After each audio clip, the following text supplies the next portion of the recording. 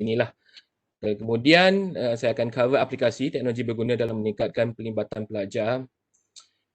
Sebenarnya bahagian ini nanti saya akan sentuh di mana kita tidak perlu terlalu obses dengan aplikasi atau teknologi, sebab dengan teknologi sedia ada ataupun aplikasi mudah yang kita ada, banyak benda yang kita boleh buat sebenarnya. So it's more on the pedagogical aspect yang kita kena faham. Sebab kadang-kadang dengan gunakan slides macam PowerPoint slide pun, kalau anda dapat merangka ataupun menstrukturkan cara delivery anda tu ataupun cara anda penyampaian anda tu, dia mungkin dapat meningkatkan pelibatan tanpa perlu gunakan aplikasi-aplikasi lain. Ya. Sebab saya tengok ada yang terlalu obses dengan aplikasi sehingga sanggup melabur beribu-ribu ringgit dengan green screen-nya, dengan all kind of things. Tapi bila masuk kelas, sama juga. Pelajar pun ada yang tak terlibat and all that. So ada isu lain yang kita kena highlight. Jangan terlalu obses dengan teknologi. Alright. Dan kemudian yang tiga-tiga yang saya nyatakan tadi lah, isu emosi. Yang ni taklah saya kata saya pakar dalam bahagian ni. Cuma berdasarkan kepada penghayatan ataupun pengamatan saya dari segi emosi tu. Alright. Okey, sebelum kita bercakap panjang, boleh tak pergi ke link ni? Jom bagi pendapat sikit. Saya kena launch sekejap. Sepatutnya anda dapat lihat yang ni. Pergi ke link wooclap.com/self2. Dapat? Saya harap dapat. Sekejap.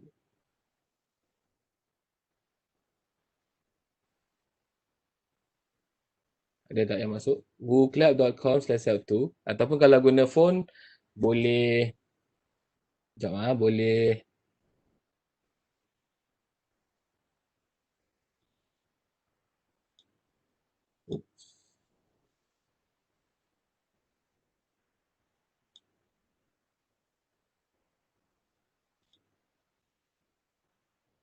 Ada tak masuk? Setakat ni saya tak nampak lagi ada yang masuk ni.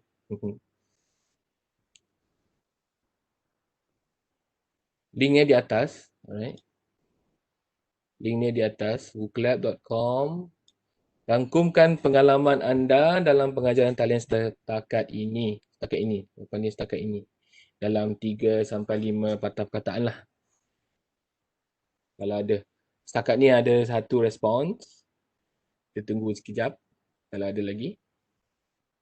Saya tak pasti berapa yang ada dalam ni. So, mungkin saya sort sendiri ke tak apa. Janji mana-mana yang ada ni boleh terlibat sama. Sekejap. wooclap.com/self2. Kalau tak nak pergi ke WooClap, nak letak di chat pun boleh.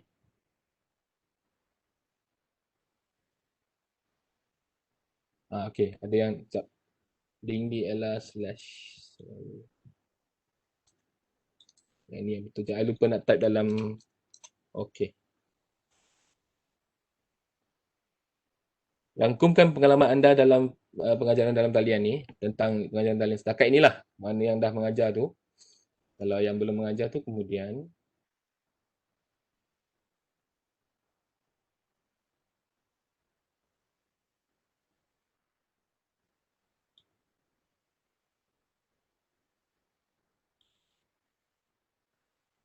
Okey, 6 orang setakat ni. Kita tunggu sekejap. Dah dipaksa tu. Mohon pelibatan aktif peserta web. This is how it feels like bila kita mengajar. Tapi tak apa sebab dalam webinar mode macam ni, kita tak nampak kan. Kalau kita guna Webex meeting ataupun yang kalau Zoom meeting, kita nampak pelajar di berapa orang pelajar. So senang kita nak sebut nama semua ni. So webinar mode dia lain sikit. So kita sebab contoh saya tak nampak siapa yang ada sekarang. I cannot see the list of participants umpamanya. So I cannot call out names. So tu salah satu strategi lah kan kalau kita mengajar kan. So kalau kita nampak pelajar, we can actually call, okay, bagi sikit pendapat, and all that. So but anyhow, this is one of the way to start off. Kita tengok dulu rangkumkan pengalaman anda dalam pengajaran. So kita tengok sedikit feedback ni. Oops, sorry. Kalau saya pergi ke workout sekarang ni, saya tutup yang ni dulu. So, nampaknya macam mencabar tu banyak jugalah. Ada yang pelajar. I think pelajar ni mesti kait dengan bosan semua ni. Tapi kita boleh tengok satu-satu. Agak bosan. Ada yang kata fun and interesting. Agak bosan maksudnya kita rasa diri kita bosan ke macam mana? Ataupun pelajar rasa bosan. Challenging. Perlu latihan bagi yang berumur macam saya. Berumur tu subjektif. Alright. Saya rasa saya kehilangan kontrol. Bahaya tu. Sepanjang PDP, saya dapati pelajar lebih aktif berbanding bersemuka. Ni terbalik kan. Dalam bersemuka tak aktif, bila musim ni they become very active. Alright, so jap I pergi yang grid dulu. Banyak terima ilmu baru, mudah, pelajar memberi respon baik, so far so good. Masih dalam proses mencari keadaan yang terbaik. Setakat ini respon dari pelajar memberangsangkan, fun and interesting. Okay. Alright, good. I think more or less dalam kalau saya nak rangkumkan semua ni mencabarlah, tapi rasanya so far so good, maksudnya dah getting better lah, right, compared to the first day of PKP sampai sekarang. Ada yang kata pelajar suka dengan adanya aktiviti berselang dengan sesi kuliah. Okay, itu common, right. Ada lagi tak yang menarik sikit, perlu latihan lagi? Tak. Okay. So kalau saya senarai macam ni senang nampak sikit kan. Okay. But kalau kita rangkumkan macam saya kata tadi lah, challenging, but I think teachers or educators are coping well, termasuk juga dengan pelajar sebenarnya. So boleh teruskan bagi tak apa dalam feedback ni, sebab nanti saya akan come back to this particular link. Based on your pengalaman tadi, saya tak pasti sama ada anda buat dokumentasi ke tak, but it will be good actually for our professional development. Macam saya suka reflect daripada first day mulanya MCO sampai sekarang. Saya reflect, adakah saya bertambah baik dari segi pengajaran dalam talian, ataupun what are the changes that I have made and all that. Kadang-kadang kalau kita dokumen macam ni secara progresif dalam bentuk apa sekalipun lah, blog ke, journal ke, dalam bentuk nota dalam handphone ke, kadang-kadang kita nampak bahawa kita sebenarnya sedang menuju ke arah yang lebih baik. Kalau daripada hari pertama mulanya pengajaran dalam talian sampai sekarang statik saja, tak ada perubahan, masih lagi dalam zon di mana kita masih lagi tercari-cari, ataupun kita masih lagi dalam zon mencari alasan umpamanya, then mungkin something has to be done now lah, sebab dah terlambat. Kita dah umur semuanya ni kan, mula Mac sampai sekarang dalam more than 6 months already. Berjam celik nanti dah 2021.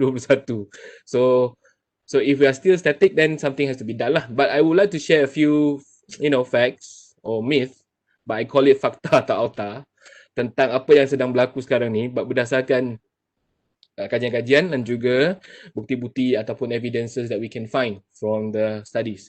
Dalam tempoh Mac sampai sekarang, sampai Oktober sekarang ni sahaja, kalau kita pergi ke Google Scholar sahajalah, tak perlu pergi ke database lain, just pergi ke Google Scholar sahaja. Kalau kita type pandemic ataupun COVID-19, kebanyakan paper selain daripada tentang kajian tentang virus itself ataupun medical related one, nombor 2 adalah education. So betapa pentingnya pendidikan dalam situasi pandemik ni, di rank number 2. Kajian-kajian tentang ekonomi pun tak berapa tinggi compared to education. It means we really care about our education system, not just in Malaysia lah, globally. Tapi something has to be done lah to address a lot of issues. So kita tengok a few things dulu. First one, pembelajaran dalam talian adalah fleksibel. Ni kita dah tahu, kita selalu dengar kan, dan bukan zaman pandemik saja. Sebelum zaman pandemik pun kita dah selalu dengar pembelajaran talian adalah fleksibel. Tapi pada pendapat anda, adakah ia fakta ataupun auta? Ni sajalah ni kan, kita reflect sedikit.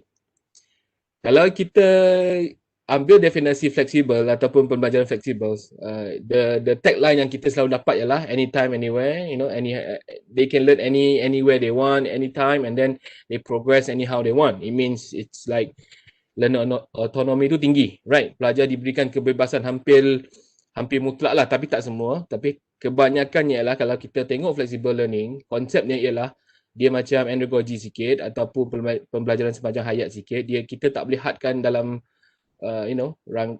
dalam ruang tertentu, right? So dia sepatutnya fleksibel. Tapi kalau kita tengok apa yang kita sedang buat sekarang ni, on paper nampak macam fleksibel, tapi sebenarnya kita tak fleksibel langsung. Kenapa saya cakap macam tu? Pelajar masih terikat dengan SOP. SOP bukan the standard operating procedure ataupun safe operating procedure, ialah SOP yang kita set. Contohnya ialah kita kata, okay, kita nak buat dalam talian, kita harus belajar lebih fleksibel. Kita benarkan pelajar buat assignment ataupun tugasan yang kononnya alternatif. Tapi apabila pelajar hasilkan suatu benda, kita masih terikat dengan banyak benda yang kita tak dapat terima. Contohnya format, kita marah-marah kalau dia salah format, ataupun apa lagi, tarikh penghantaran and all that. Kalau dari segi konsep fleksibel secara mutlaknya ialah sepatutnya kita lebih fleksibel kan, dengan kita mengetahui tentang kekangan yang ada sekarang ni. Contoh, internet tak ada, kalau kita paksa juga pelajar mengikut kehendak kita untuk suatu ruang tertentu, dan sebenarnya dia tidaklah fleksibel sangat. Tapi saya tak kata benda tu salah, cuma kita tak boleh sentiasa gunakan alasan online learning ataupun pembelajaran talian harus fleksibel. Sejauh mana flexibility tu kita kena tetapkan. So pada dasarnya bagi saya, even kalau kita baca, saya ada share, nanti saya akan share link dengan semua bahan yang saya kongsi dalam slide saya ni. Kalau kita baca paper daripada Holden yang 2019 yang tahun lepas sebenarnya, dia ada buat macam kajian lah tentang kesemua program-program pendidikan yang dikatakan fleksibel. Sebenarnya tidak fleksibel langsung bagi mereka lah. So bagi saya, bila kita faham bahawa pembelajaran nanti adalah fleksibel ataupun tidak fleksibel, maksud di sini kita kena umumkan kepada pelajar bahawa apa yang kita benarkan, apa yang kita tidak benarkan. Yang ni yang jarang kita bagi tahu. Dari segi pedagogi ialah it's good to let student know from the first day. Maksudnya kalau kita start kelas hari ni, minggu ni umpamanya, kita outline dulu. Yang ni apa yang kita nak fleksibel, apa yang kita tak boleh fleksibel. So that they know what is flexible. Kalau tak, kita kata online learning ni fleksibel. Dia pun fleksibel lah. Tapi bila dia fleksibel, kita pula yang nak marah-marah sebab kefahaman flexibility tu lain. Dia faham fleksibel lain, kita faham fleksibel lain. So I think on the first week especially, ataupun first day of the class, kalau kita buat online, kita outline dulu clearly. Yang ni saya boleh fleksibel, yang ni saya tak berapa nak fleksibel. Contoh, ataupun things that you would like them to follow, alright? Things that you want to give a bit of flexibility, alright? From there, kita boleh tentukan juga aktiviti yang kita akan jalankan. So, benda yang kita boleh fleksibel, kadang-kadang tidak perlulah terlalu rigid dari segi rubriknya umpamanya ataupun kaedah pelaksanaannya, tidak perlu terlalu rigid kalau kita betul-betul nak fleksibel. Tapi kalau yang kita tak nak dia fleksibel, then we have to follow the rules lah that you set. So, kadang-kadang from there you can decide nak synchronous ataupun nak asynchronous. Maksudnya nak secara real time ataupun bukan real time. Maksudnya tak perlu live macam ni. Right. So from there you can also decide, sebab you dah tahu yang benda ni saya tak nak fleksibel sangat, so saya nak buat dalam bentuk contohnya dalam forum discussion, kita buat dalam LMS ke apa. Yang ni saya nak dia ikut apa yang saya nak. So better saya explain secara bersemuka contoh dia. Then you spend more time in the face-to-face live like this, right? So from there you have to decide. Cuma I realize memang macam ni, kalau you take student yang ada masalah, and then bila you tanya dia kenapa dia tak buat, dia kata pensyarah kata kan fleksibel kan, so saya nak hantar bila-bila masa boleh lah. Pula dah dia gunakan alasan tu untuk shoot balik tu, sebab the definition of flexible learning tu dah di salah tafsir, right? So you have to be clear on that, right? Number 2, pendekatan interaktif sama dengan penglibatan pelajar meningkat. Maksud dia, kalau kita gunakan pendekatan interaktif, penglibatan pelajar akan meningkat. Fakta atau auta? Actually yang ni, I would say it's fakta. Maksudnya kalau anda semua buat pendekatan interaktif, tapi pelajar tidak terlibat macam saya buat tadi, mungkin pendekatan saya kurang interaktif ataupun kurang berkesan. So sepatutnya kalau kita gunakan kaedah interaktif dengan betul, sepatutnya pelibatan pelajar akan meningkat. Memang carilah mana-mana kajian yang buat kajian tentang engagement and all that, you will realize that the moment you use interactive methods ataupun interactive teaching, the chances of student increasing dia punya engagement tu tinggi. Sebab honestly, bila kita aktif, pelajar pun aktif lah kan. Kalau kita pasif, macam mana kita nak mengharapkan pelajar untuk aktif macam tu. Tapi kalau kita baca secara teliti, kebanyakan kajian yang menekankan bahawa pelibatan pelajar meningkat tu ataupun increase in student engagement actually goes back to the keyword here, the maklum balas ataupun feedback. So kalaulah saya buat tadi, kalau saya guna yang tadi, yang booklet I ask you to list out semua tu, and then that's it. Kita macam bincang-bincang, that's it. Saya tak gunakan balik ke, saya tak bincangkan balik ke, and then student will not feel like, kenapa I nak jawab? You know, it feels like you memang guna tool yang interaktif, but because there's no feedback on what they have given, there's no chance for them to get any feedback on what they have put up, then you will realize that dia nanti, bila you buat sekali lagi, contoh kalau saya buat booklet sekali lagi, mungkin minggu depan, you akan rasa, pelajar akan rasa, tak payah jawab lah, lecturer tak buat apa-apa pun tentang apa yang kita dah tulis. Contoh. Same thing like a lot of tools. Ada yang contoh buat Kahoot. Okay, happy-happy dalam kelas kejap. Lepas tu, that's it. There's no follow-up, linkage to any other units ataupun there's no link to any the next week punya kelas ke, you know, and all that. Bila kita dah main 2-3 kali, student akan tak payah buat lah, biar lecturer nanti dia akan samurai juga. So because the pattern is like that, they will realize it's the same pattern all over again. So feedback is really crucial kalau kita nak make sure that the engagement increases lah. Alright. Okay, kita pergi ke number 4. I have 4 only. Alright. Number 3. Pentaksiran adalah motivasi untuk belajar menjadi lebih aktif. Assessment, it's a motivation for student to be active. Ada sebenarnya pensyarah yang tetapkan bahawa setiap live class dia, kalau tak datang, potong 2 markah daripada assessment. Contoh. Do you think it's a good motivation? mungkin ada yang bagi markah, right? Ada yang allocate contoh 10% ataupun 20% for participation. Dia bagi markah macam tu.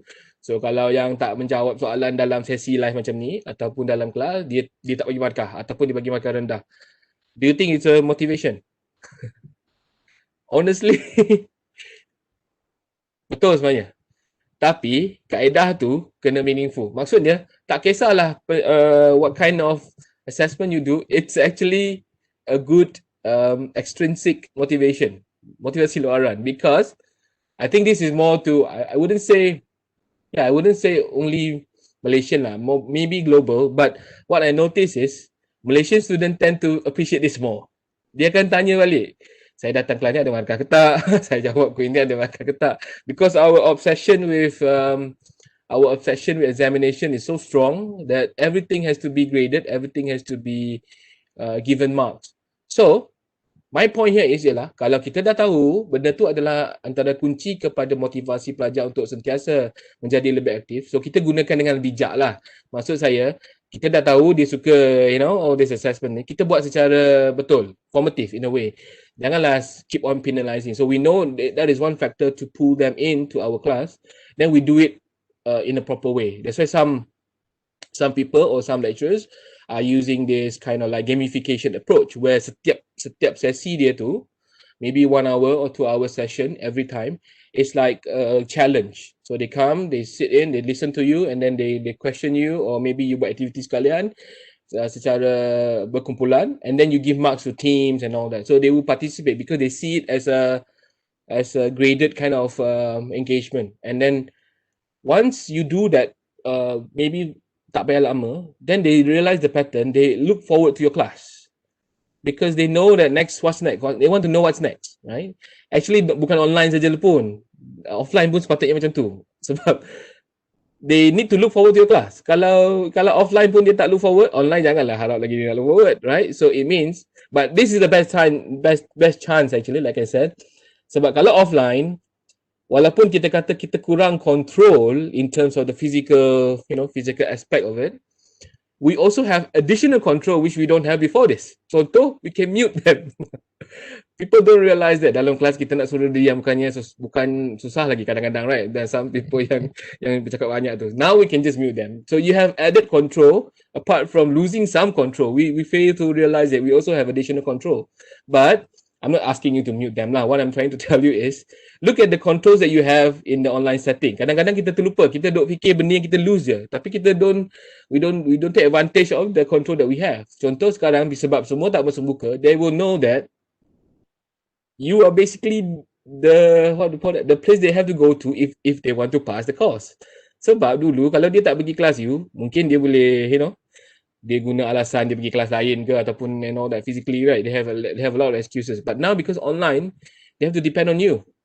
Kalau you tak, imagine kalau tiba-tiba you tak buat kelas langsung 3 minggu. Rasa-rasa student selesa tak tidur di rumah? Rasa tak. I think they will probably call you, kenapa ni tak ada kelas ni? Dia rasa pelik because there's nothing going on for 3 weeks, for example. So don't feel bad like you are losing control. In fact, you are in control of the whole online setting now, right? In a way lah, right? Of course, we lose out on certain face-to-face punya control, but we also have additional control that we can look into. Okay, number 4, mengajar dalam talian adalah lebih meletihkan. I think ramai yang setuju ni. Fakta tak otak? Kalau banding dengan physical class. Soalan ni kalau saya tanya pensyarah, sebab soalan pun saya baru review a few feedback from the lectures because my center take charge of the whole university punya implementation of online learning everything, sebab we are an e-learning center juga lah in a way. So when I ask the lecturers, are they experiencing burnout, are they feeling tired and all that, surprisingly more than 80% actually said no, they felt like physical class are more tiring. For some lah, I think maybe it goes by courses. Sebab I think the tiring part ataupun keletihan tu hanyalah sementara. So sebab pada permulaan memang akan rasa letih. Sebab proses nak adjust kan, proses asimilasi. What we notice is memang in the first few weeks, even up until the first 2 months especially, banyak yang bukan setakat pengajar lah, even pelajar pun rasa letih. Tapi now if you ask the student, they kind of like it because they get used to it already. It's like bila you kata kelas, they know where to go, they know what to do, they know what to respond to and all that. Attendance rate, walaupun taklah kata rigid sangat in a way, kita taklah paksa kena ke attendance because of the kekangan internet and all that. Kalau kat Unimas, you'll be surprised that the attendance rate is very high. A lot of, even first week bila kita start kuliah untuk intake baru and all that, even yang senior-senior ni, kebanyakan mencapai 100%. Tu yang kita terkejut sebenarnya. Ada yang 100 lebih pelajar, ada yang sampai 300 pelajar hadir ke your online class tu. Sebab I think now they know that kalau dia tak buat something about their learning, they're going to be left out. Takkanlah dia nak drop out, right? Because this could go on and on for maybe another half a year. So it could be until June 2021 if we don't do anything. Takkanlah dia nak bazir, still, and all that. But at the same time, we also realize masih juga ada pengajar yang berada dalam zon selesa lah. Maksud dia gunakan alasan letih itu sebagai alasan untuk tidak buat online learning. We notice lah. Tapi at least the first step tu dah ada. Maksudnya they already tried to convert some of their lectures into videos, try to do some activities on e-learning platform and all that. Selama ni kan e-learning is not a new thing in Malaysia. In fact, most universities, even polytechnics and college community dah lama dah guna all this learning management system in supporting teaching and learning in a blended mode. Cuma now, bila tiba-tiba kena switch to fully online tu, ramai yang tak bermula dululah dia akan rasa tak berapa selesa. Sama juga dengan yang mula-mula nak buat blended learning dulu. Kalau dia dah mulakan dengan blended learning, now they will feel more comfortable. But no harm kalau rasa masih belum nak selesa, masih lagi nak perlukan panduan dan bantuan, just let your team know. I'm sure you have a good team in cell there to support you. And also I think rajin-rajin lah search all the community di Facebook and all. I think Malaysia is quite lucky in a way kalau banding dengan negara lain, because we have a lot of groups, supportive group actually, from teachers up until lecturers, helping each other to learn tools to help you improve in the way you deliver teaching and learning. All right. So before I move to the next part of mine. Just want to remind you on this. Learners need endless feedback more than they need endless teaching.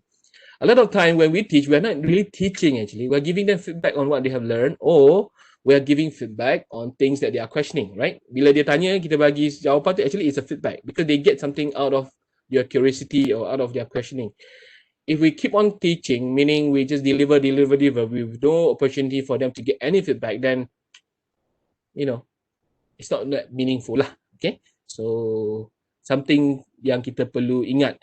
So kalau kita rangka kelas kita 1 jam ke 2 jam sekalipun, sampai 3 jam sekalipun, if we are giving them opportunity to get a lot of feedback, and we also get feedback on our side from the way they learn, from the way they respond to our question, then I think it will be very, very meaningful.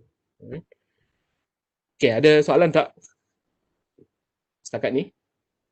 Kalau ada.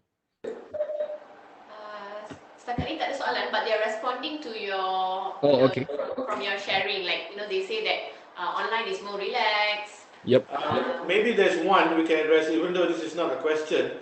Dia tanya, mencabar, maybe I am not IT savvy. So ini satu lagi, Miss or Ahota, Dia kata, if you are not IT savvy, you are not a good teacher online. How do you respond to this?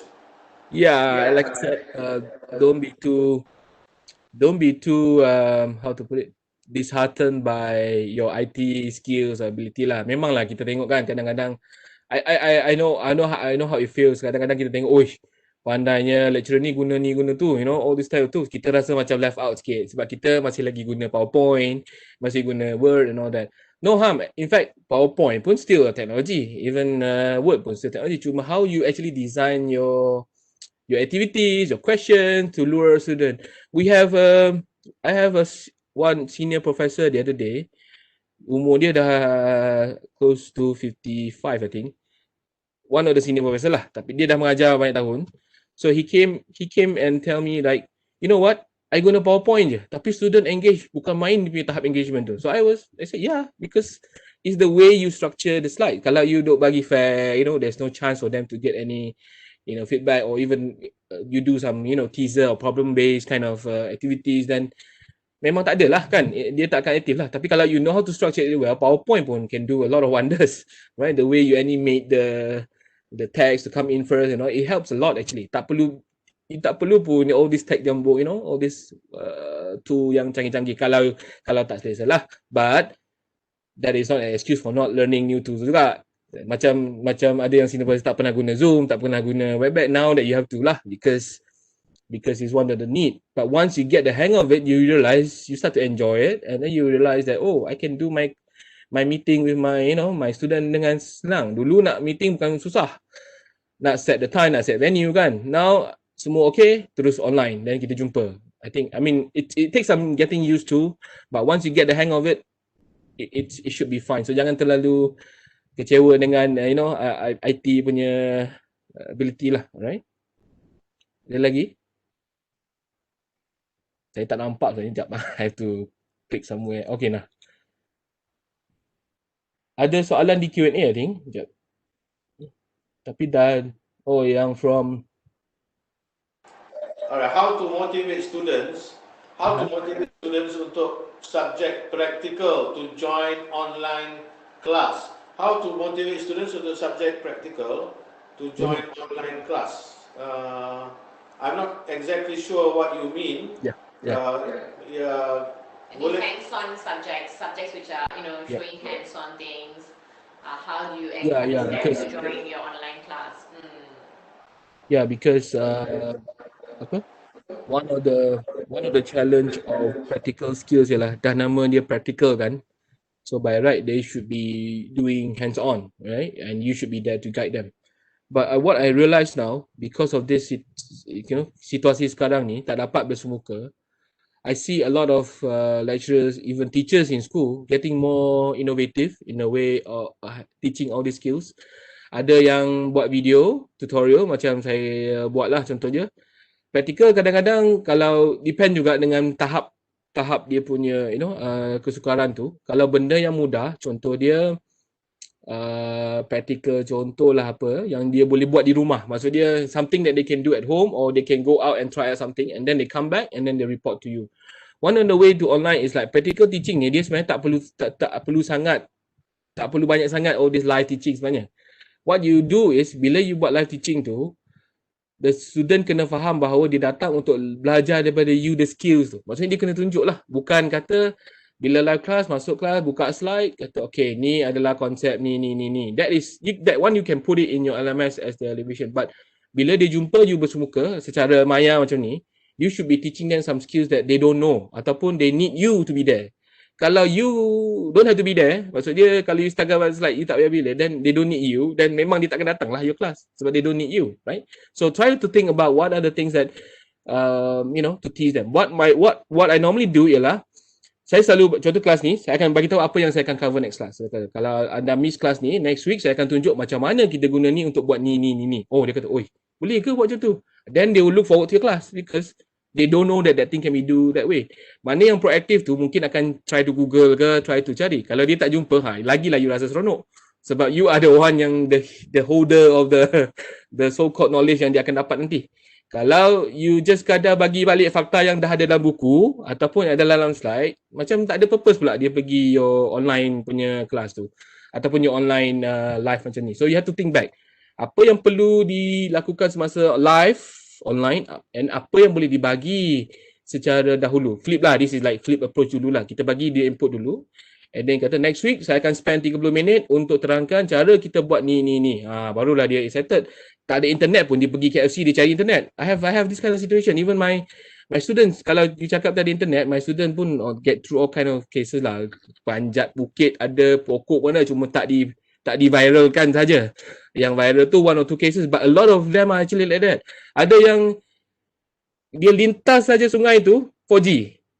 Di rumah dia tak ada 4G. So dia kena cross the sungai tu, dia 4G terus. Boleh nampak gap, the gap is like so, you can macam mana ni 4G tak boleh capai ni padahal dekat sangat. I mean on our view tu the distance is so near.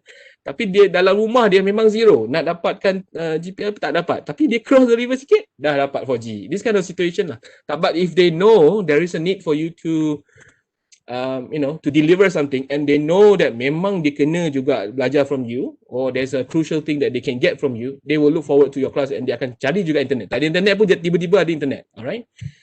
Macam I always share to my colleagues lah. Contohlah, student yang sama, dia bukan ambil subjek kita saja, dia ambil banyak subjek. Contohlah, kalau dalam universiti dia ambil 3 kursus kan. So the same student will be taking 3 courses.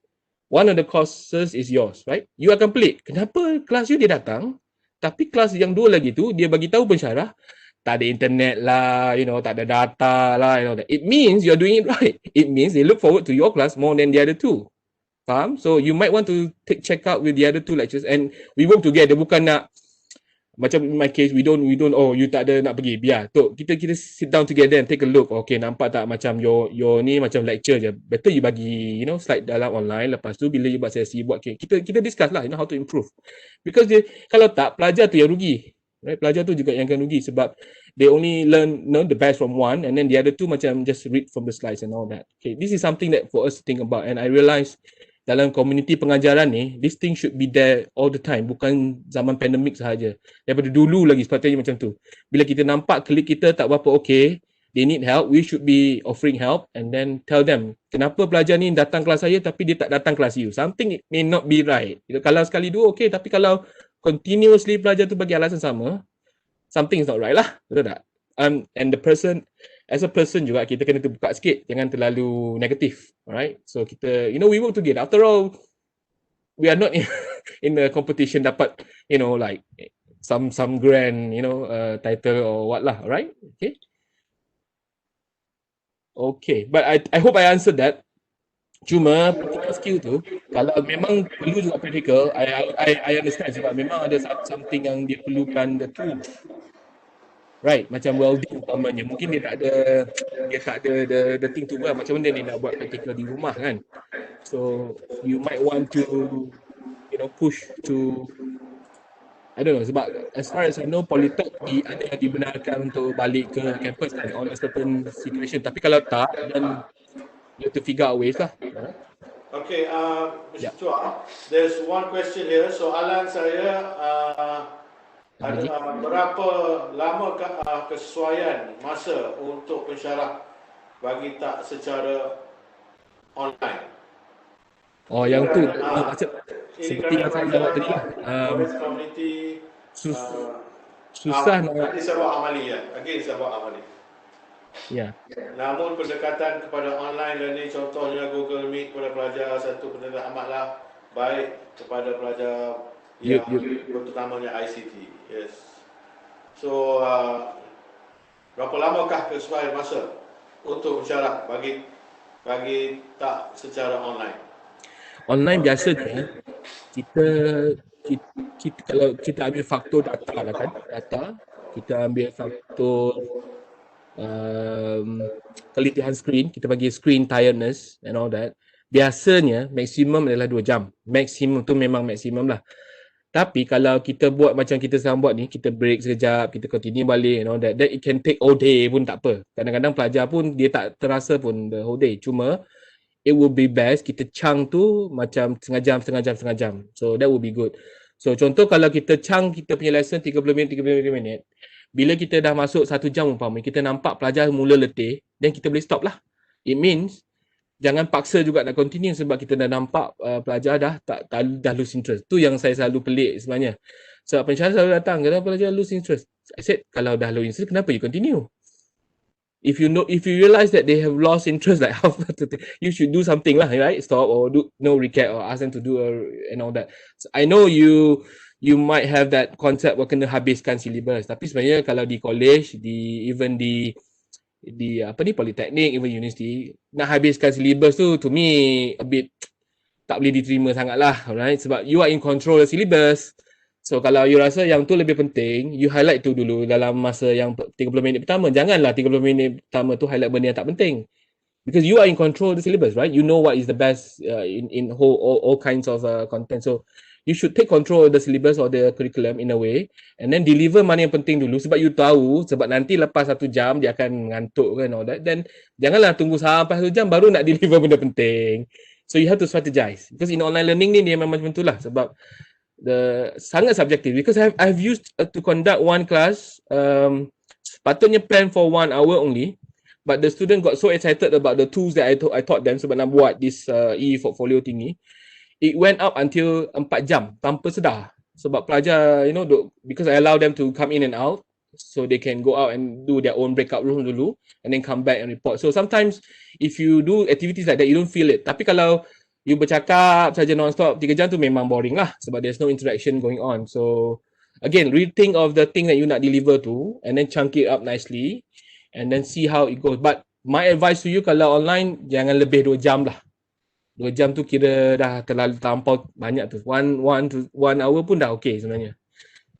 Tapi 2 jam tu memang maksimum lah. Kalau nak juga 2 jam tu maksimum.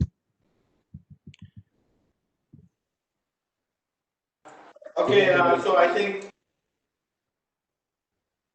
ni pun dah 45 minit ni. Okay. Saya baru part 1. Tak apa.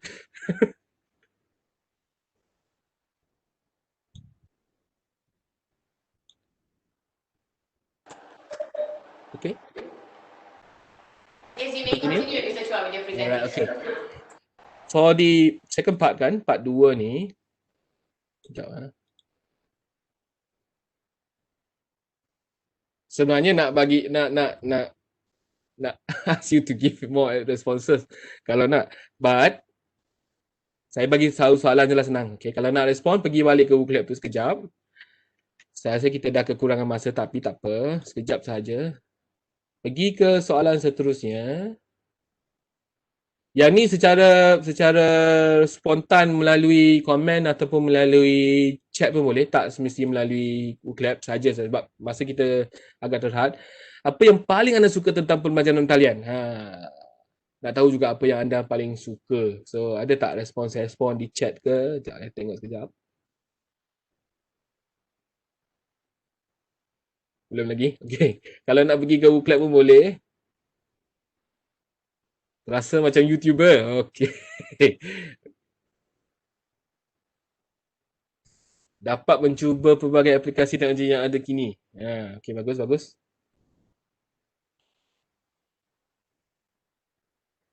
I think dalam tempoh PKP ni, Malaysia telah menambah banyak YouTuber.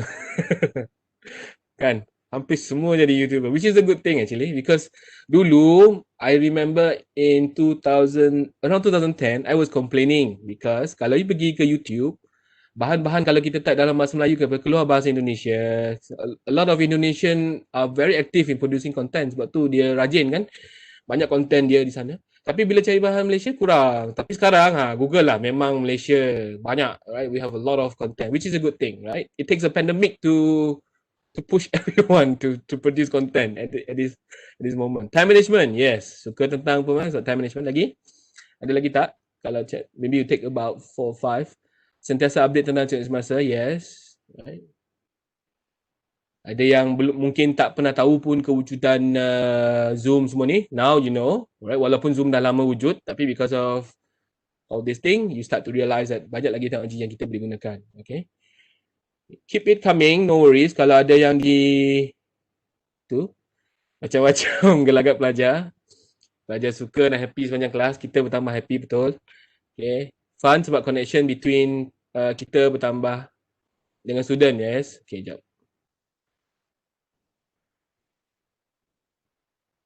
Okay, saya tertarik dengan satu input yang dia kata fun, macam-macam gelagat pelajar, ada yang memasak dua atas pokok. I read one of the inputs daripada survey. A lecturer commented that pensyarat pelajar tidak fokus kerana dia melihat video saya sambil bekerja. You know, maybe the student is working at the same time. Dia also listening to the live class. So in this new norm, my question, in this new norm, must students pay attention to your class by doing only one thing, by paying attention, or life goes on? This is one thing that it's a bit of how to put it, dilemma lah, because we are so used to them focusing on us in class. Actually mungkin dia tak fokus pun, kat bawah tu dia tengah main game ke, dia tengah, kita tak tahu juga kan. Tapi because of online setting, whatever their behaviour tu jadi visible to us, sebab dekat kan, depan skrin sahaja. Dulu kita di depan, dia di belakang hujung, duduk belakang tu, dia buat apa kita tak tahu. Mungkin dia tengah, tengah chat ke, tengah tu, sama lah sekarang kan. Cuma now, because it's in front of you, it makes it more visible. To me, you should acknowledge the student and puji dia. Dan bila dia terasa, you realize nanti, dia tak bukan buat lagi. Ataupun dia cuba kurangkan disturbance because dia tahu you acknowledge them. Tapi kalau dia terdesak juga dia buat, at least dia take an effort to come. Tapi you acknowledge. You kata, contoh Ali, baguslah, you tengah kerja ke tu? Sambil dengar tu, jangan tersalah buat kerja juga. Contohlah tersalah dia ada yang jadi cashier, right? Ada yang I pernah, because my cousin ada yang dia ambil handphone, dia letak di itu, dia cashier. So jangan tersalah bagi balance pula. So at least they make an effort to listen to you. But if you realize that a lot of students macam tu, you have to provide alternatives. You can tell them, tak apa Ali, jangan datang dulu. Nanti saya bagi recording. You dengar, baru tak faham, nanti kita buat one to one. Contoh. Then they realize that you are putting effort to acknowledge dia punya existence tu. We always take for granted the presence. We always look for absence kan. Bila tak datang baru nak cari-cari. Tapi bila dia ada tu, kita lupa nak acknowledge. There was one lecturer from engineering hari tu, dia complain kat saya, dia kata pelajar saya ikut kelas saya dalam kereta. Saya kata, kenapa you nak marah dia? Mungkin dia drive sebab rumah dia tak ada internet, dia pergi kat tepi jalan ke, mana tahu kan. At least dia drive to some place and then listen to you. Tapi kalau dia tengah drive pegang phone tu, you kena nasihat dia jangan buat macam tu lah. Nanti bahaya, nanti tak nak pula dia membahayakan diri kan. Tapi kalau, because the student were actually static, meaning dia dah berhentikan kereta di tepi jalan, and then maksud dia sedang mencari, ada pelajar yang mungkin dia naik motosikal ataupun naik kereta, pergi ke kawasan yang ada wifi. Betul, sebab ada yang kawasan free wifi kan, dia pun drive lagi tepi tu, and then ambil wifi. Tu je sebenarnya. Tapi kalau dia membuat sesuatu yang like I said lah, macam mengganggu, then you nasihatkan dia, tak apa, nanti saya bagi recording, kita buat sesi lain untuk use. Mungkin masa kita tak sesuai, kadang-kadang dalam tempoh ni, can understand lah, ada yang parent pun paksa pelajar kita pergi kerja juga sebab terdesak kan, ada yang tak ada income and all that. So you might want to take into consideration, ni yang saya kata tadi lah, flexible learning tu. On paper kita kata flexible learning, tapi bila pelajar nak flexible, kita kata tak boleh pula, you know, and all that. So this is what I meant tadi lah dengan konsep flexible learning. So I think that's a very important point you made there. So we are trying to accommodate. I mean, being flexible also means that we're trying to accommodate the students and trying to, you know, there's empathy actually. We're actually practicing empathy in their situasi yang berbeza. Especially pelajar-pelajar kita before even dalam input kita hari tu kita tengok pelajar bekerja membantu keluarga sebenarnya dan tengah cuba, you know, continue dengan kelas online, and I think it's good that lecturers can actually say, okay, it's okay, we're gonna upload the recording, and you know you can watch it when you're free, but and you can send in your assignment. You know, there's some flexibility there, so the student also feels like, oh, at least she's the lecturers appreciating me, and so it's important that I actually inform her maybe that I won't be able to join the live session. That's why the synchronous and the asynchronous component comes in. Thank you for that important point. Actually, by now, because after a few months of doing this, by now you should realize it matters a lot when you just acknowledge this kind of thing, because you cannot hide it. You know, like, I mean, kalau ada pensyarah yang kata kelas dia 100% engage, tak ada yang terganggu dengan masalah lain, saya tak percayalah. Memang mesti ada pelajar yang terganggu. Mungkin terganggu dari segi keluarga. Ada, I mengajar ada yang sebab mak bapak kerja, dia kena jaga adik-adik. Ada yang adik dia, kak susu kak, takkan lain nak marah dia. Kan, mesti you kena benarkan dia pergi bancuh susu for adik dia dulu. Contoh. These are the situation that we have to take into consideration. Tapi memang, mungkin ada pelajar yang mencari masalah and all that. Tapi bagi pengamatan saya lah, setakat ni lah, kalau pelajar tu actually take an effort to go online, jarang dia nak buat masalah sebenarnya. Sebab dia actually take effort to go online. Dia nak belajar from you. Tapi kalau you make it such a way like you force them to come just for the sake of attendance, tu satu hal pula. Ada yang sebenarnya dia datang, dia just on, lepas tu dia tengok benda lain, dia tengok K-drama ke, kita tahu sebab because we are not alone in doing this kind of observation and all that. But try your best to acknowledge. Kadang-kadang I pun poke juga, nampak, bestnya K-drama tu boleh kongsi tak? Bila dia nampak we acknowledge dia punya all this behavior and presence, you feel like they actually know that you care about them, and then they will do better lah next time. So dia akan kurangkan all this behavior next time. Lagipun it's online kan, everything is visible. And then the worst thing that we can tell the student, bukan worst lah, one of the things we can tell them, everything is recorded. So you can tell that everything is recorded, so they cannot run away from their behavior in a way. Sebab kalau they misbehave, it's recorded anyway kan, because you record it, so they will be more alert on that. You can do a study on this. I'm not sure have anyone done this, but it will be a good topic to look at how they change in terms of behavior. Because I noticed in my own set of students, there are some behavioral change that I observe. Yang selama ni mungkin dalam kelas tak pay attention langsung, now bila online lagi pay attention, lagi semangat nak belajar, lagi banyak soalan in fact compared to before, right? These are the things that you can take a look at, right? Alright, okay, let's go on to the next question sebab tak nak lama sangat ni. Oh, okay. Yang ni part aplikasi sebenarnya. Kalau nak saya go through application one by one tu memang banyak. Cuma I want to highlight some of the things that you can do untuk application ni. Kalau kita nak buat pembelajaran interaktif dalam talian, pertama sekali kita kena kenal pelajar kita lah. Right? Pertama sekali yang tu paling penting. Kita kena kenal pelajar kita. Maksud saya di sini, put them into your process of planning, put them into your process of designing. Jangan lupakan mereka. Which is the first point, dari engagement ke empowerment. How do you do that? Maksudnya di sini, when you start off, even your design of kita buat assessment ke, kita nak buat activity ke and all that, you take them in and then ask them to fill out a form ke dulu and all that. Ask them things like, kalau saya buat live class setiap minggu boleh ke? Dia kata, let's say majority kata tak boleh. Takkan lagi nak live class lagi kan? So you have to figure out maybe I will do asynchronous more. So I will put out more recording video. You can watch anytime you want bila ada wifi and all that. So I tak buat live class macam ni. Sebab majority kata tak boleh. Kalau saya nak buat assessment online, kalau saya nak buat exam dalam bentuk macam ni, okay tak? Majority kata susah nak dapat capaian on internet. Then you terpaksa lah buat jenis yang take home umpamanya. So a lot of time we do a lot of decision before this lah. I think before all this online learning, kita buat ikut apa yang kita rasa betul, right? We just do it and design according to what we think based on the specification that we have set. Tapi now, because of this pandemic, I realise we actually talk to the student more in terms of the way we plan things. Dulu mana kita tanya pelajar, boleh tak saya nak guna ni, boleh tak saya nak guna Kahoot? Tak ada. I don't think we actually ask that a lot. But now, because of the kekangan wifi lah, kekangan internet lah and all that, suddenly, you will realize you do more needs analysis. Now you know your student are actually, majority of them, duduk di kampung umpamanya. Dulu, sport sendiri ingat semua okay, right? Bila sebut Kahoot, semua dapat masuk. Tapi you didn't know that majority could be in the B40 group. Now you know because of this situation, which I think is something that we have to take advantage of lah. Now that we know our students more, then it helps us to plan or design our activity or our lesson better.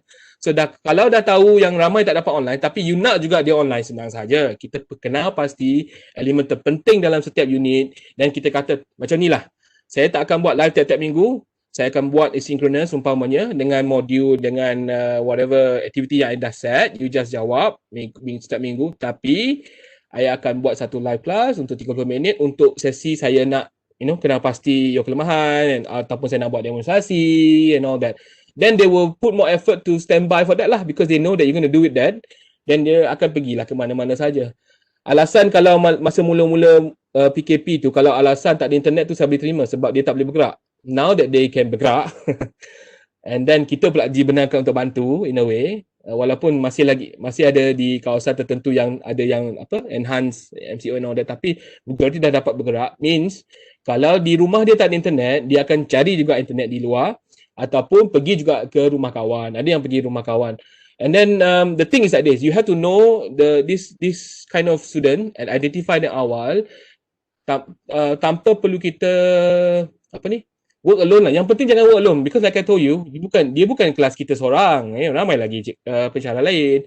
Contoh kalau cohort tu ramai yang mengajar sekali, kita duduk sekali lah bincang macam mana nak tolong and all that, and they can actually set like contoh lah, pelajar ni ambil 3 kursus atau 3 subjek, and then we know that dia ada problem in terms of internet. Janganlah atur kelas you 8, 10, 10, 12 sekaligus. Memang matilah belajar tu non-stop online. Tapi kita tak bincang pun dengan klik-klik kita yang okay, why don't kita spread out sikit our jadual. Sebab now online kan, tak ada kekangan ruang. So we can do like 8 to 9 ke dulu, and then you sambung petang nanti ke and all that. So these are the things that we don't really do before this. Now you have to, because kalau you tak buat macam ni, some pelajar dia tak bagi tahu sebenarnya. Bila dah teruk baru dia bagi tahu. Saya dari pukul 8 sampai pukul 5 tak makan. Sebab non-stop. After this pensyarah, dan pensyarah lain pula. Pensyarah tu marah-marah pula bila mat lambat and all that. So because there's no discussion going on between us. Macam I told you lah kan. Dia masuk kelas saya, tapi right after my class tu, dia tak masuk kelas tu. Mesti something wrong, right? There's something not right in terms of the planning, right? So empowerment means you have to empower the student to join your decision making. I think quite important. Now is the best chance to do this, to empower them, to let them know that kalau dia kena kerja time belajar, what are the things that they should do. Contoh dia, kalau you kerja sampai pukul 6 ataupun ada yang pukul retail hour sampai pukul 10 dah letih balik, then maybe you do like a bite size punya thing. Okay, now before you tidur pukul 12 ni, boleh tak you cuba tengok yang 5 minit ni and then bagi tahu apa you faham. Bite size pun boleh lah untuk yang limited access, ataupun set on weekend ataupun days yang dia confident, dia ada masa sikit. But again, the thing is like this, kita selalu, because before all this online learning, kita dah get used to pelajar yang kena usaha. Pensyarah ataupun pengajar tidak sepatutnya berkejar-kejar. Memanglah sepatutnya pelajar tu berusaha juga. There are cases where you dah put effort tapi student yang tak nak bantu diri sendiri, tu is a different case already.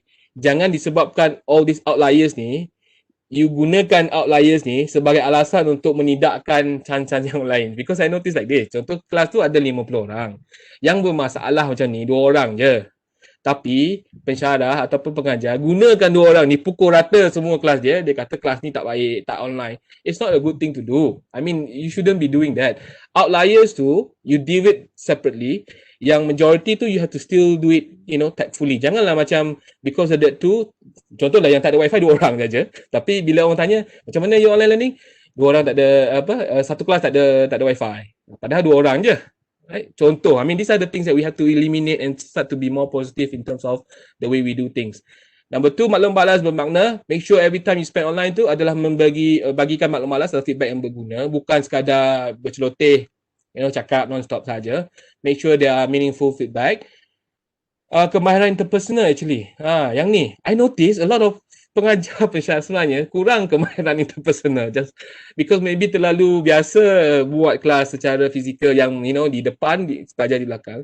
Bila online ni ada juga nampak yang pensyarah ataupun pengajar sebenarnya dia tak pandai nak berkomunikasi dengan pelajar. I pun tak pasti kenapa, tapi memang ada kes-kes macam ni yang kita perlu bantu sebenarnya. And then bila dia tak selesa berkomunikasi dengan pelajar, dia rasa macam stres. And dia akan mula menunjukkan perkara-perkara negatif orang yang mengganggu benda lain juga. Okay, so these are some of the things. And last one is, of course not just pensyarah, tapi pelajar juga. Pelajar sebenarnya kalau dalam talian ni, dia berguna untuk memantapkan lagi kemahiran interpersonal dia. Kalau dulu dia boleh escape, betul tak? Dalam kelas, mungkin kita akan escape a few sebab kita just know a few names saja. Kita kenal 2-3 orang, kita duduk panggil 2-3 nama saja. Tapi sekarang online, hampir semua nama kita dah tahu. Depan kita, tertera di screen kita tu dengan nama-nama dia. So, we can pinpoint them and then ask them to talk, right? Or ask them to say something. So, in a way, it gives them opportunity to develop the interpersonal skills, right? And last one, of course, collaboration lah. Yang ni memang penting. So whatever aplikasi yang you nak guna, make sure it encourages them to do all this ataupun help you to achieve all this 4 parts, which I think, just to put it in a picture, tak perlulah banyak sangat benda sebenarnya, tapi these are the 4 elements that I realised quite useful in encouraging ataupun nak meningkatkan pelibatan pelajar. Yang ni penting. Maklum balas langsung ataupun live feedback. Kalau you buat live class, this is the best chance for you to give them feedback. Tapi janganlah terlalu negative all the time. Janganlah macam marah-marah all the time. Then dia tak akan join your live class anymore.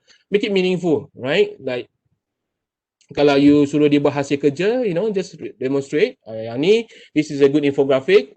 Kenapa? Kerana ada ni. Yang tu tak berapa okay sebab ada yang ni, kekurangan yang ni. So they learn from the whole process of feedback. So this is very crucial. Live feedback boleh buat dalam pelbagai aplikasi. Zoom boleh, Webex boleh, ada yang guna Meet, Google Meet boleh, ada yang guna Microsoft Teams. Asalkan when you go online, it's not about delivering lecture alone. It's to give them the feedback, right? Collaboration dan perbincangan, this is also crucial. Kalau kita nak aktif, tak perlulah nak design aktiviti yang terlalu canggih.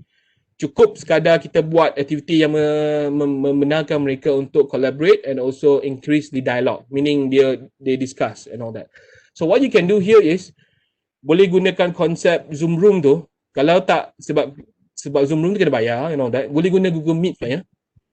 Contoh sekarang di Webex, so you just ask every group, contoh dah ada group, contoh group leader tu, just create another Google Meet and then they bincang among them only.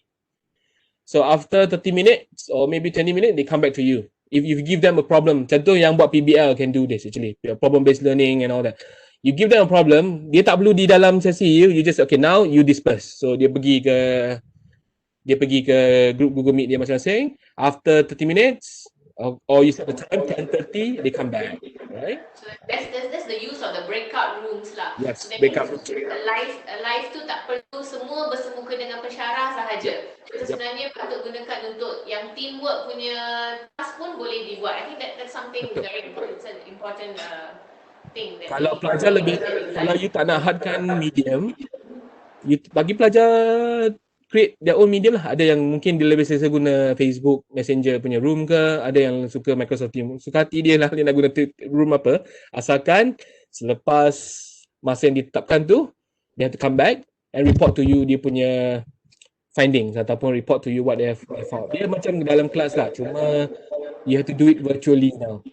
Okay, but I have a question. But since feedback is important, should we be in their breakout rooms as well? This is what we call how to put it, the silent period, where it's good for them to, it's good for us to be silent a bit. Let them talk first. They do their own talking, and then they come back to your room. Then that's the time you give feedback. Sebab if we go into their room and then we start to intervene them, you will realize semua group sama idea dia because influenced by you. I realize that in the normal class juga kan. Contoh kalau you suruh dia brainstorm ideas, you pergi satu group tu, then most of the group will end up giving you the same idea sebab semua influenced by you. So in terms of the creativity tu kurang. So might as well let them, you know, discuss dulu, and then when they do the live, they come back to your session tu, that's where you bring them lah. So your jadual for your pelajar tu janganlah macam 8 sampai 10 kelas you can say 8 to 8:20 briefing, you know, ataupun warm up or all that. And then 8:30 to 9 breakout. So they know that that time they have to stand by to go to their own individual platform, and then 9 come back to your room. Then they will join back to your room, and then we do a wrap up, and that's it lah. So your 8 to 9 or 8 to 10 tu, it's not about you alone. Dia sebenarnya macam kelas lah kan. Bila kita dalam kelas, kita taklah talk non-stop. Kita suruh dia bincang dalam group. Cuma, it was done physically. Now that because it's virtual, they have to do it virtually lah in whatever platform they prefer. Cuma, tell them this. Tell them the purpose of doing this. Kalau tak, memang dia akan macam pergi, you suruh dia datang balik di mana, dia pergi minum kopi dulu ke, you know, pergi. Then come back tu tak ada apa-apa. So they have to know why are you doing this. That's why I told you the empowerment is really important. Get them involved in the decision making. And then tell them that I'm going to do this because this will allow you to do that. We never did this before, and I think it's high time for us to do this in an online setting. Kita kena buat macam ni sebab kalau tak, you get a lot of feedback yang kita tak suka. In the end up, kita pula yang stress, kita pula yang rasa demotivated because we do so much. Macam I told you lah, kita nak guna aplikasi ni, contohlah Miro umpamanya. Because I introduced Miro app before, I told them Miro app kalau nak guna, internet connection kena strong. Tapi kalau you tahu your pelajar tu internet connection, tapi kalau you paksa juga dia masuk, mestilah, you know, dia buat ala kadar sebab dia tak selesa dengan aplikasi tu. Banding dengan you buat terus dalam contohlah aplikasi yang lebih senang, Google Doc umpama, dia masuk dia terus type. Dia rasa lebih selesa. And then input dia lebih berkualiti compared to Miro. Platform is just platform, right? It's not about platform Miro tu nampak canggih, so idea dia lebih bagus. Tak semestinya. Idea yang bagus pun boleh datang dalam Google Doc, right? It's just a matter of how you structure the whole session, and then student need to know why you're using this. Bukan kata, pensyarah tu guna Miro, saya pun guna Miro juga lah. Pensyarah tu guna Wakelet, saya pun guna Wakelet juga lah. You know, that kind of thing, okay? So, and then allow room for reflection. For online setting, it's quite important to include this in your, kalau you buat live class, it's always good to have like 5 minutes or maybe 10 minutes hujung-hujung tu. So dia orang buat reflection. Reflection nanti saya bagi dia tu. The good way of doing this can be like the 3-2-1 method. 3-2-1 cut.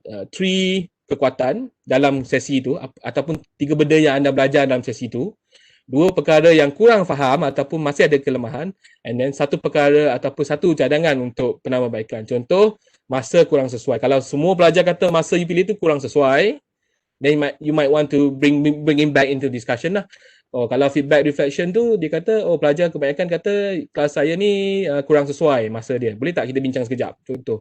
So at least they know that you are taking into their consideration of the feedback, right? But reflection can also come in terms of dia punya student punya reflection as a whole lah. It can be an assignment juga.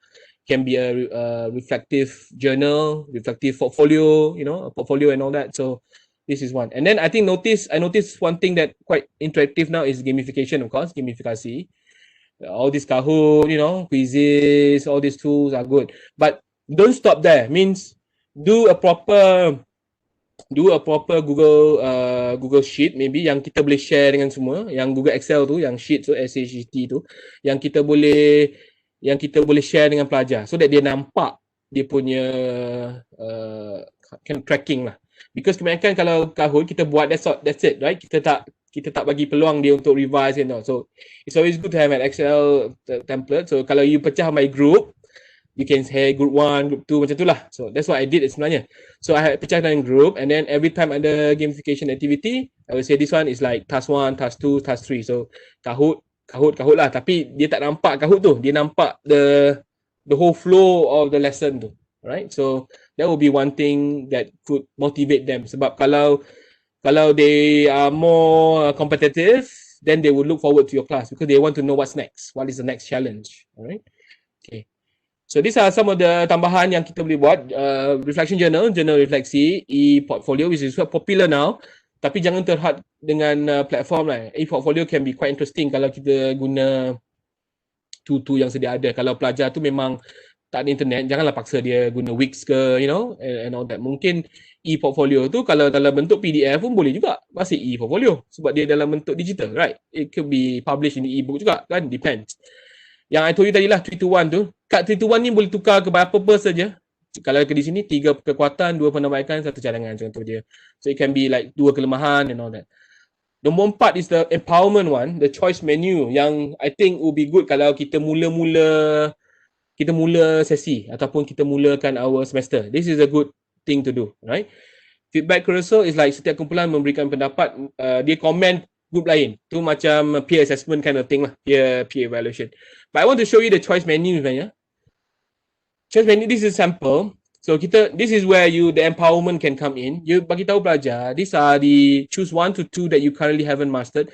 So contohlah you ada 4 LO, learning outcome, right, or objective, tell them, and then they can list out the things that they are weak in, right? They contoh yang ni I can identify this is what they are good, this is what they are good at first. I can determine the impact, blah blah. Contoh. Then resources.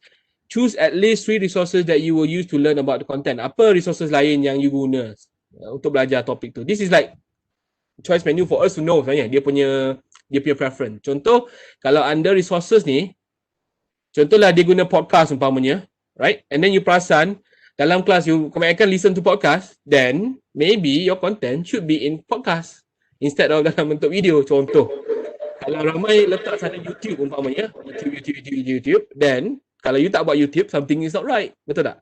I mean kalau you tak create video on YouTube to share, you know, something that you can leverage on, then you might want to do something about it lah, right? Ada soalan ke? So, ini kan saya mencela. Sure. But actually, this choice menu sesuai juga untuk kita sebagai pensyarah untuk merancang aktiviti kita. So, apa yang kita boleh buat adalah senaraikan learning outcome, and then apa resources yang sesuai untuk kita, develop ataupun kita gather ataupun kita curate untuk achieve learning outcome tersebut, and apa task yang sesuai, because your product is mostly like what task the students can do to actually achieve that one. So yang ini juga boleh digunakan oleh pensyarah untuk plan anda punya online teaching, sebab as you mentioned, you also mentioned the word structure. I mean when you're teaching online, structure is important, and it's something that maybe we didn't do when we were teaching face to face. But when you're teaching online, structure is so crucial that I think this cheat sheet that you have here can be used for lecturers to plan dia punya learning outcome ni, apa media yang sesuai, apa resource yang sesuai, and apa task yang kita sesuai lah dengan kehendak pelajar sebenarnya. In fact, I think for polytechnics, they have got something like this, which is known as the blended learning, BLR. So where they have got to plan and structure their teaching and learning resources from the CLO to right down to the products, hanya to get it more to be practiced more in a well-mannered, well-defined area. Correct. In fact, this is what the general lesson plan looks like lah. Just that you put it in a different way. Kat sekolah pun ada kan, kita have rancangan pengajaran. Even in university pun kita kena map dengan our LO and all that. Cuma, if you realise that what I mentioned earlier, all this only kita je tahu. I mean, kita je yang plan, we plan. But now is the time for you. That's why I call it menu. Sebab you can list out dulu kalau nak. You list out whatever you have done so far. Give it to them. Ni menu yang saya ada. Cuba you bagi tahu mana yang okay, mana yang tak okay. Ataupun they give you their menu. There are 2 ways of looking at this, right? One is from them. The other one is you give them the existing one and ask them to comment. Like I told you tadi, mungkin kita dah plan contoh nak gunakan tool A, tapi kita perasan kebanyakan tak faham langsung tool A, and then to them, it would be better kalau you use tool B, contoh dia. Then maybe you might want to include tool B in your planning, in your resources, umpamanya.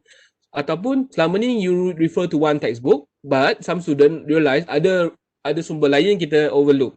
So this is the time where the negotiation comes in, the empowerment comes in. Your menu and their menu start to match, and then you realize, okay, now I know you all like YouTube, so I'm going to create YouTube video. Bukan kata I buat YouTube sebab semua jadi YouTuber, I pun nak buat YouTube juga. Tapi bila you tanya your pelajar, majority tak tengok pun YouTube umpamanya lah. I mean, this is just a sample. So what I'm telling you is the empowerment part is when whatever we keep to ourselves before this, is high time for us to share with them. That's why I take a while kita beritahu dah. Kenapa saya buat macam ni? Kenapa saya buat live class?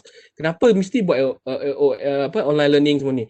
Kalau tak, kita asyik fikir KPI and then we keep it in our head, KPI, all this jam credit and all that. They don't know this. They don't care about your KPI pun, because after all, kita capai ke tak capai ke, dia tak ada jejas. Student tak ada jejas langsung, right? In terms of our KPI. But if you share with them, kadang-kadang bila you share, student pula yang tolong kita. Dia kata, oi, sir kena capai ni. Why don't we do something related so that sir boleh, look into this juga. We don't know because we never tell them about all this. But once we share, you realize that students can also cooperate in terms of doing things that maybe help us. Mutual benefit lah in a way, win-win, right? Yeah. So izinkan saya mencela sekali lagi. Sure. Concept this one that you're showing tu, dia lebih kepada kita sebagai tenaga pengajar. We actually try to personalize the learning for them. Yes. In a way, I've heard this personalizing learning over the years, but I think this is how you can do it. Nampak macam benda yang kecil tapi sebenarnya penting. It's a win-win situation.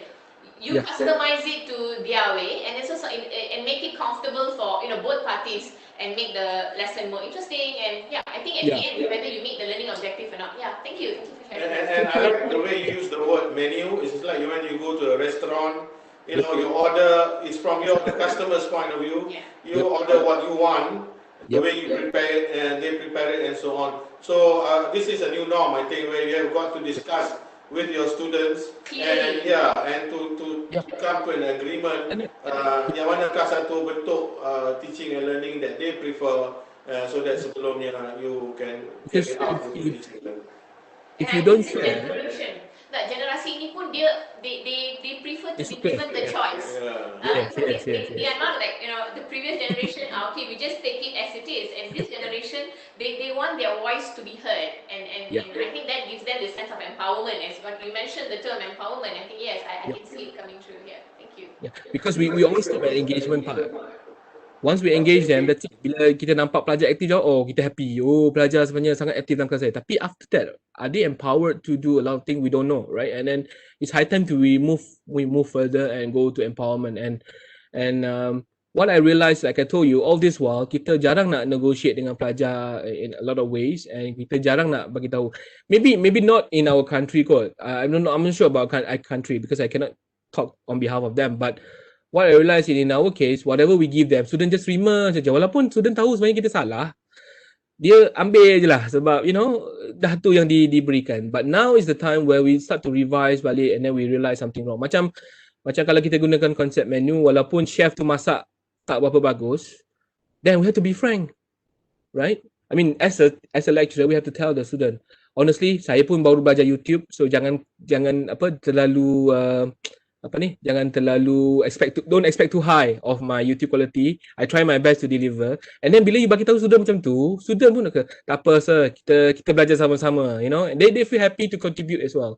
And then they will tell you, sir, maybe you guna tool ni senang nak guna. Kita pula yang belajar daripada dia. It's a negotiation thing that should happen. Bukan kata kita force ourselves to do it and then bila pelajar tak tengok YouTube kita marah-marah, kenapa tak subscribe, kenapa tak like and all that. It's not a good practice bila we keep on doing that, alright?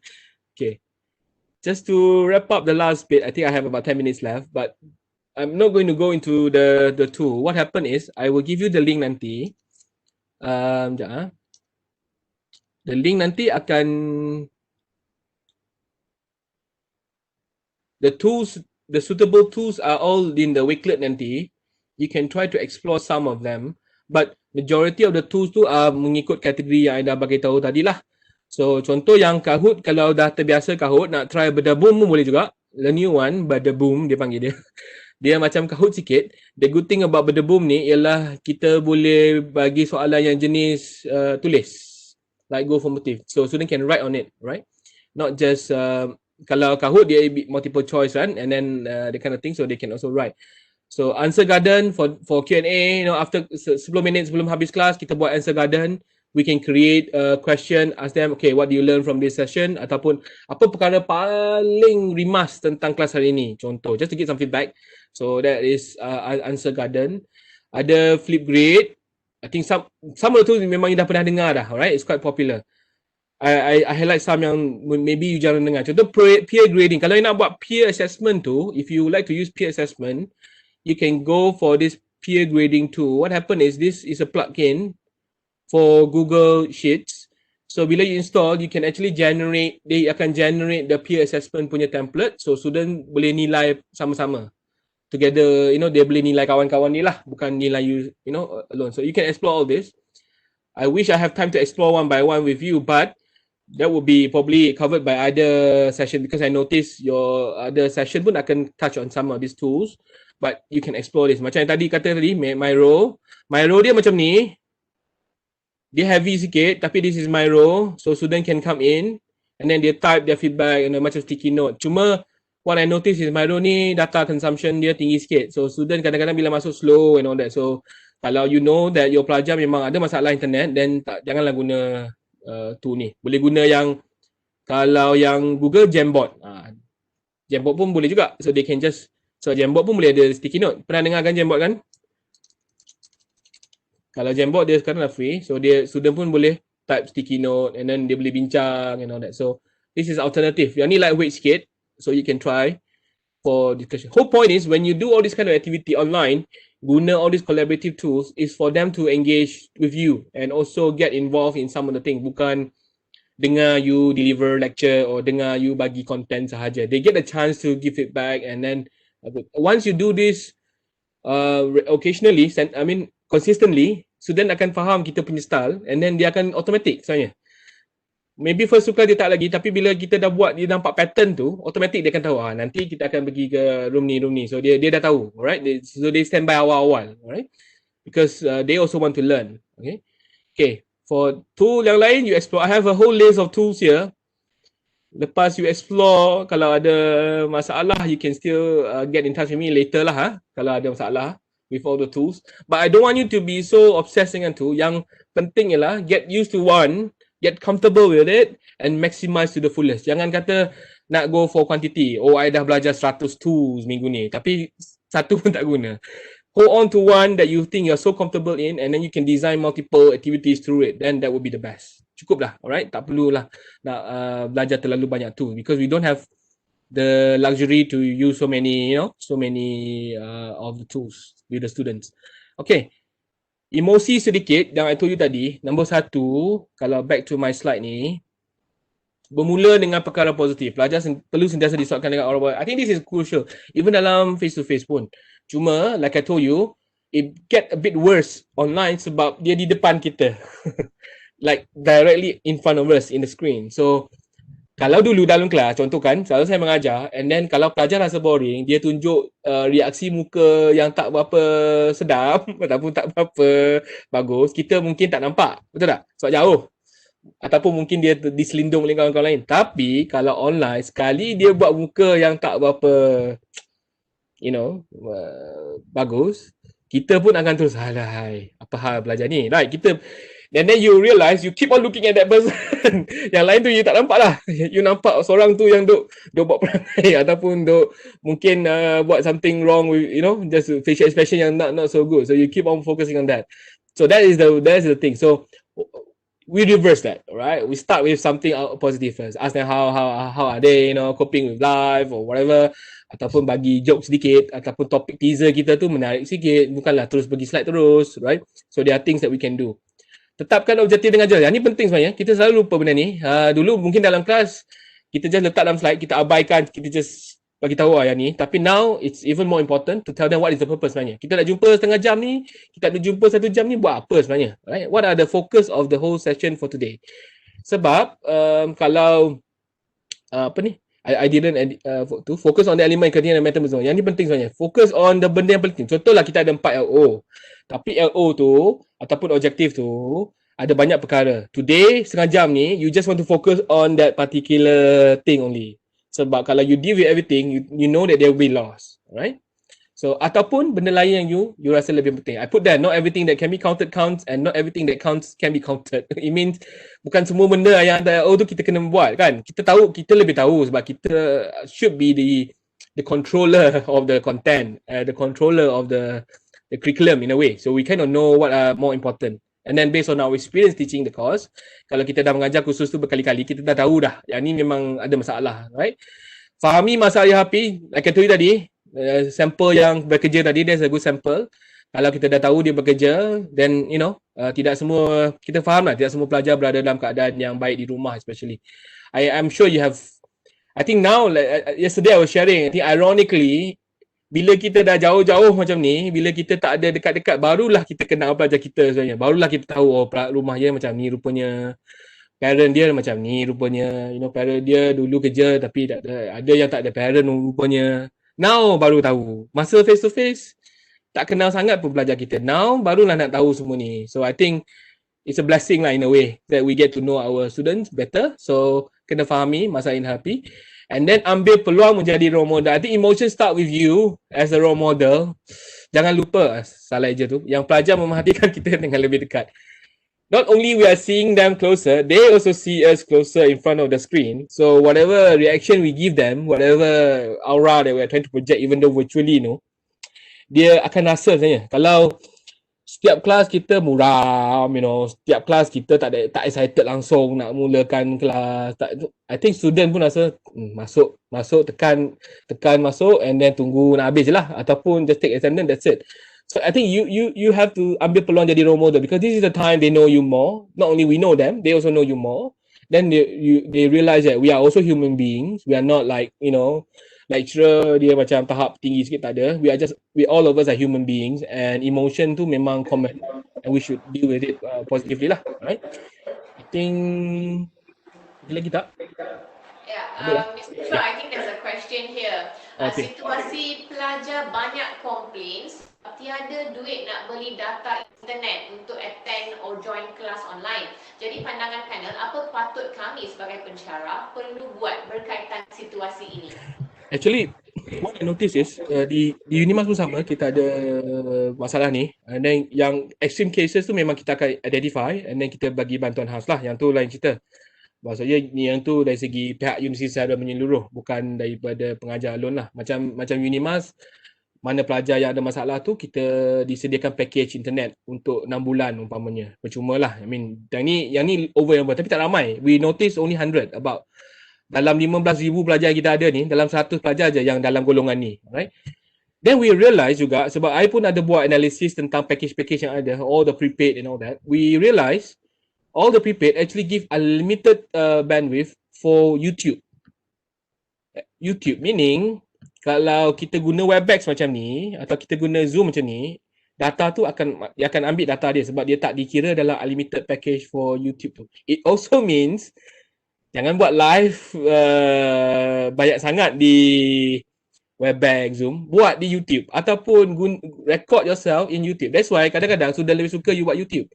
Lagi satu ialah YouTube is as a streaming punya platform. Dia accommodate different speed.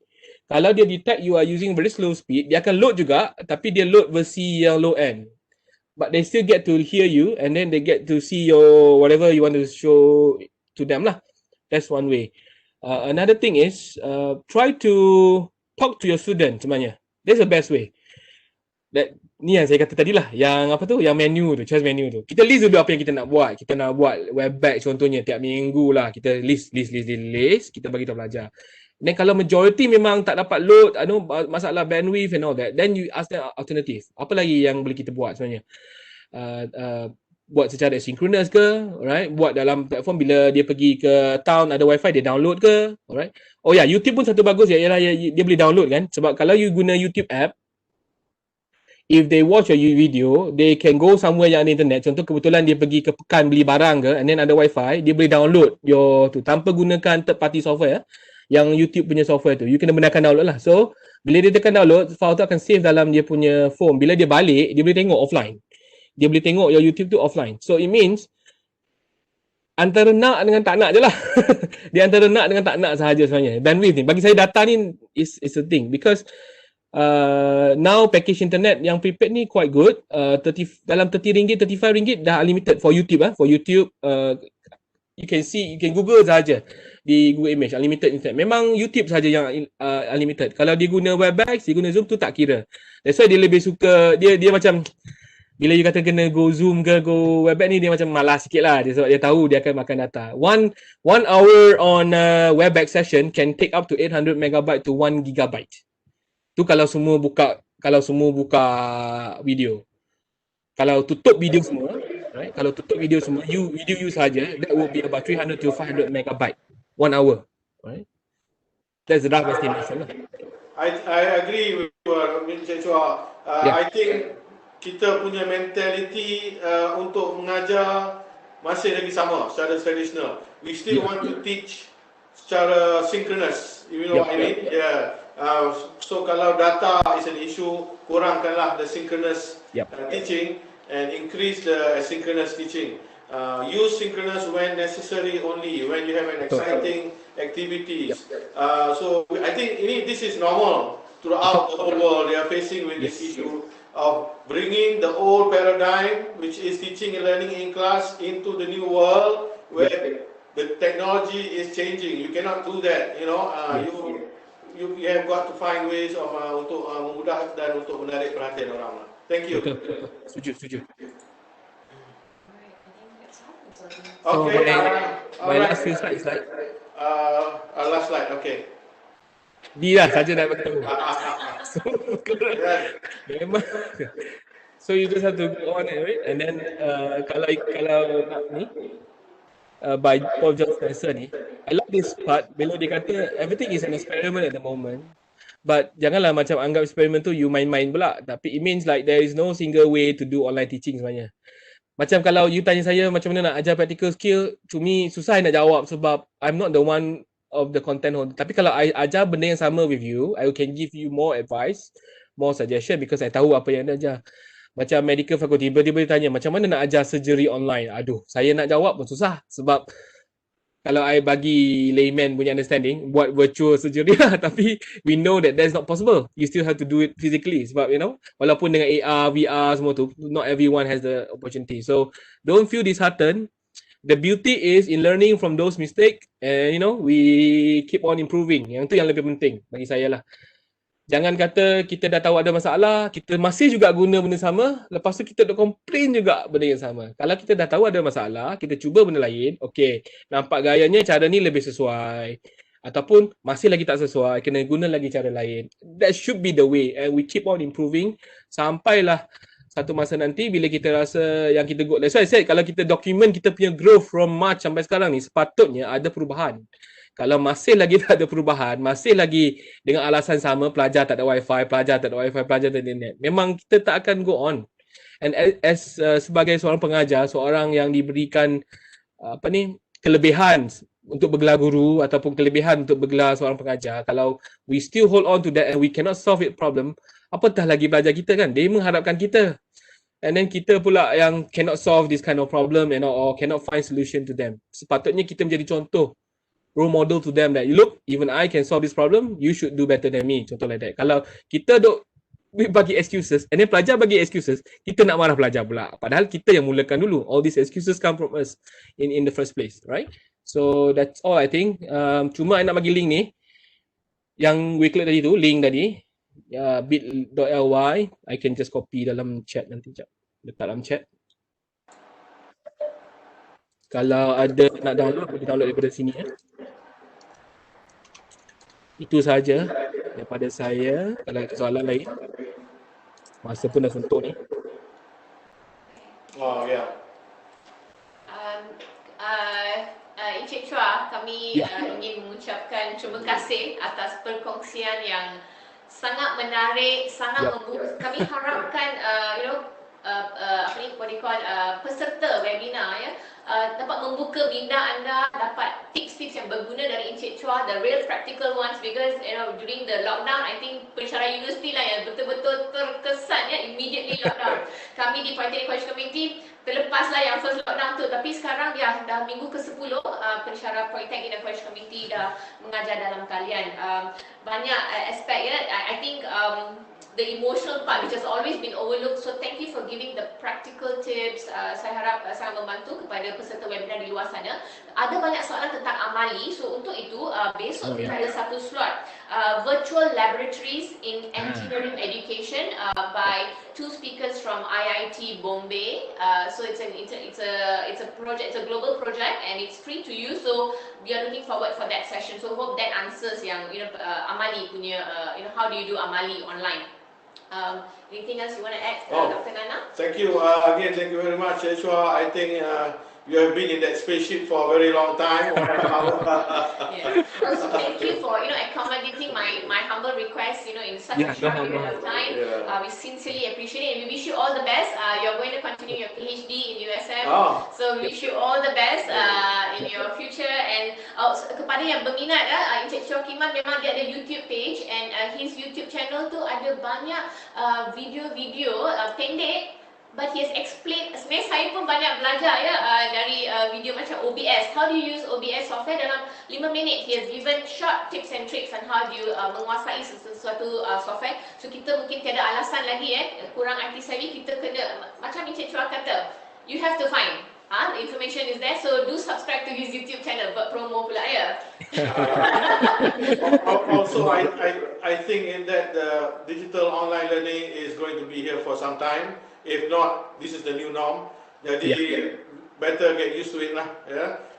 Start thinking of data plans. Start thinking of how to engage students better. How to do your needs analysis to enable you to plan your lessons and activities. So thank you for the wonderful tips.